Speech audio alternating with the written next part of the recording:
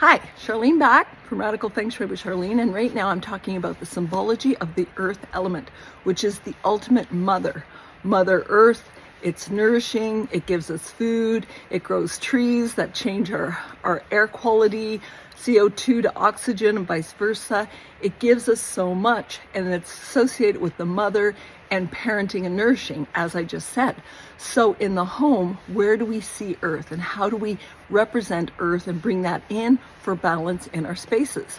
Well, earth itself, the symbol is that of a square. So it tends to be dynamically solid and heavy. So if you have pieces of furniture in your home that are really hard to move, that would be earth, no matter what color it is, what element it may represent as well. But if it's heavy to move, it's earth. Or if it looks really heavy, it could be something that's very light to lift, but it looks super heavy. So there's ways we can manipulate our use of earth symbology in a home by knowing how it's represented. So dynamic, square, solid energy. Now the colors, many. Now clients and students ask, well, is green earth? No, green is not earth. Green is wood.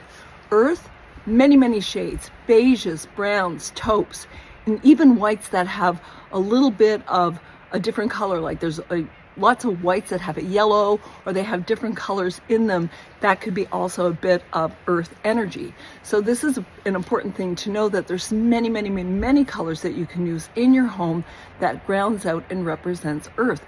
But it's not necessarily white itself. It would be a taupe or a beige or a brown. These are aspects that are earthy. Now it's also the soil in plants. That's an earth element. And ceramics themselves are made from earth. So that's a really good way to bring it into your home to balance it out.